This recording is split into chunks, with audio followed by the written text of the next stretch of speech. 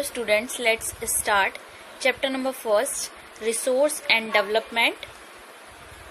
हमारा first topic है resources. Everything available in our environment which can be used to satisfy our needs. Example, minerals, forest, water, land, air. ये सारी चीजें क्या हैं? हमारे resources हैं जो हमारी ज़रूरतों को पूरा करते हैं. Resource have money to get easily with profit and culturally acceptable.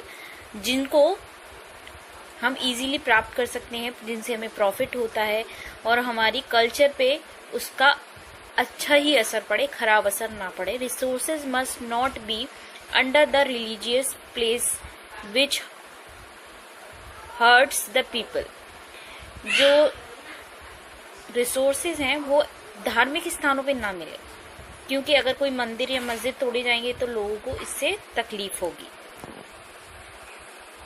Next हमारा है classification of resources on the basis of origin.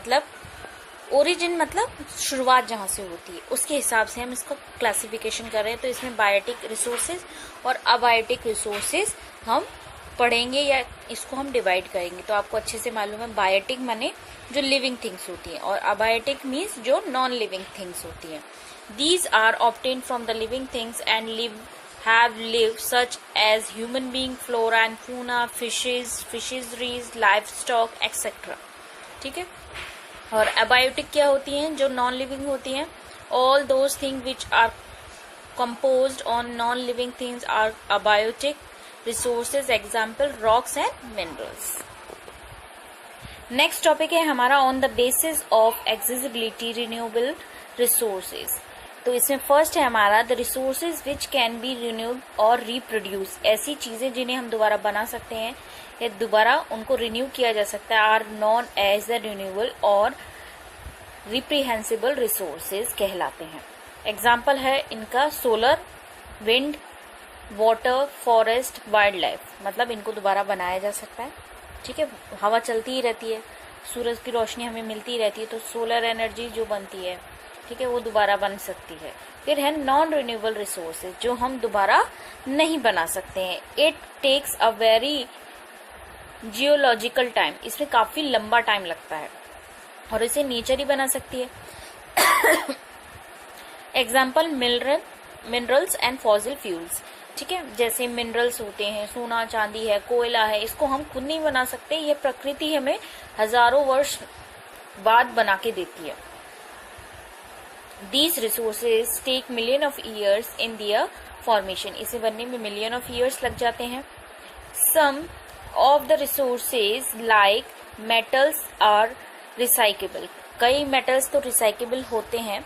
And some like fossil fuels cannot be recycled and get exhausted with their use. कई चीजें fossil fuel ऐसी होती है जिनका हम इस्तेमाल करते हैं और वो वहीं के वहीं फिनिश हो जाती है, जैसे कि कोल. उसके बाद है हमारा ये एक छोटा सा फ्लो चार्ट है रिसोर्स का, जिसे हमने दो पार्ट्स में डिवाइड किया है, एक नेचुरल और एक ह्यूमन. तो नेचुरल जो नेचर हमें देती है, ह्यूमन जो इंसान बनाता है. तो पहले हम नेचुरल जो है उसका देखते हैं. आगे ये क्लासिफाइड किया गया है टू पार्ट्स में, रिन्यूएबल और नॉन रिन्यूएबल, जो आपको अच्छे से समझ में आ गया, जिसे बनाया जा सकता है या नहीं बनाया जा सकता. फिर उसके बाद है इसका रिन्यूएबल के भी दो पार्ट किए गए हैं. कंटिन्यूअस जो लगातार बहते रहते हैं, जैसे विंड है, वाटर है, और बायोलॉजिकल, ठीक है, जो कि क्या होती है, जो बहती नहीं है, जो इंसान होते हैं या फॉरेस्ट हैं या जानवर हैं, ये इसमें आते हैं ना. इसको भी दो पार्ट्स में डिवाइड कर दिया गया. एक तो वेजिटेशन वाला और एक वाइल्ड लाइफ वाला. फिर नॉन रिन्यूएबल में आपको देखेंगे रिसाइकिल वाले मिलेंगे और नॉन रिसाइकिल वाले मिलेंगे. रिसाइकिल में मेटल डाल सकते हो, नॉन रिसाइकिल में फॉसिल फ्यूल्स डाल सकते हो. फिर आता है हमारा ह्यूमन, जो इंसान बनाता है, स्ट्रक्चर एंड इंडस्ट्रीज या इंस्टीट्यूशंस. और दूसरा है क्वांटिटी एंड क्वालिटी. ठीक है. किस क्वांटिटी में इंसान किसी चीज को प्रोड्यूस कर रहा है, किस क्वालिटी में इसको प्रोड्यूस कर रहा है. नेक्स्ट है हमारा on the basis of ownership, मतलब मालिकाना हक किसका है, individual resources. These are also own privately by individuals. कोई भी जो चीज है या तो उस पर गवर्नमेंट का अधिकार होता है या प्राइवेट का, और कोई कोई चीज ऐसी होती है जिनमें दोनों मिलके काम करते हैं। मैनी फार्मर्स ऑन लैंड, कई फार्मर्स के पास खुद के क्या होते हैं, लैंड्स होते हैं, which is given them by government, जो उन्हें गवर्नमेंट देती है, एंड पे टैक्स, और उसके लिए वो टैक्स पे करते हैं। In villages there are people with land ownership but there are many who are landless.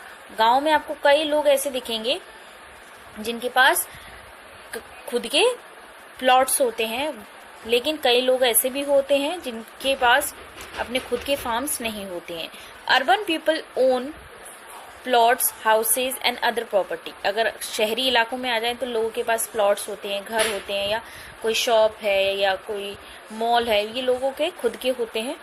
Plantation आपको अच्छे से पता ही है। पास्चर्स मतलब जहाँ पे चारा उगाया जाता है। Lands, ponds, water in wells etcetera are some of the example of the resources ownership by individual. ये सारी चीज किसी इंडिविजुअल की हो सकती है, ठीक है। अब ओनरशिप के हिसाब से पहला तो हो गया इंडिविजुअल, किसी एक का अधिकार हो। दूसरा आप चलते हैं कम्युनिटी ओन्ड रिसोर्सेज, जिसपे किसी कम्युनिटी का अधिकार हो, जैसे कि जो हमारे पार्क होते हैं, रोड होते हैं, किसी इंडिविजुअल के नहीं होते, ये किसी कम्युनिटी से बिलोंग करते हैं, ठीक है। There are resources which are renewable available to all the members of the community, ये सबके लिए अवेलेबल होते हैं। Villages, commons, grazing grounds, buried grounds, village ponds etc, public parks, picnic spots, playgrounds in urban areas are available to all the people in living there। जो भी वहां रह रहा है उन सब के लिए वो अवेलेबल होता है, उपलब्ध होता है। उसके बाद है बेटा आपका नेशनल रिसोर्सेज, मतलब किसी देश का, और इंटरनेशनल जिसमें कई देशों की लोग या कई देश शामिल हो। पहला है national resources. Technically all the resources belong to the nation. अगर सही तरीके से देखा जाए तो एक देश में जो भी चीज है वो उसकी स्वयं की है। The country has legal power to acquire even private property for the public good. अगर गवर्नमेंट चाहे तो प्राइवेट प्रॉपर्टी को भी जब चाहे अपने अंडर में ले सकती है। ये बहुत कॉमन बात है, सबको पता होती है ये चीज कि आपका खुद का मकान जो है गवर्नमेंट चाहे तो वो कभी भी उस पर अधिकार जमा सकती है और उसकी जगह आपको कोई अलग प्लॉट दे सकती है, चाहे पैसा दे सकती है जितना बनता है। Like roads, canals, railways being constructed on fields owned by the some individuals. जो भी रोड बनाए जाते हैं, कैनल्स बनाए जाते हैं, ठीक है, उस पर किसी इंडिविजुअल का अधिकार हो सकता है अगर वो प्राइवेट प्रॉपर्टी में है तो। Urban development authority get empowered by the government to acquired land. इसी तरीके से जो अर्बन डेवलपमेंट अथॉरिटीज होती हैं उनको गवर्नमेंट ने अधिकार दिया है कि वो किसी भी लैंड को ऑक्यूपाई कर सकते हैं। All the minerals, water resources, forest, wild life, land within the political bodies and the oceans are up to 12 nautical miles from the coast termed as the territorial water and resources therein being belong to the nation। अब इन सारी चीजों पे केवल एक देश का अधिकार हो सकता है, किसी इंडिविजुअल का अधिकार नहीं हो सकता। फिर है इंटरनेशनल रिसोर्सेज। इसमें फर्स्ट दे रखा है there are international institutions which regulate some resources.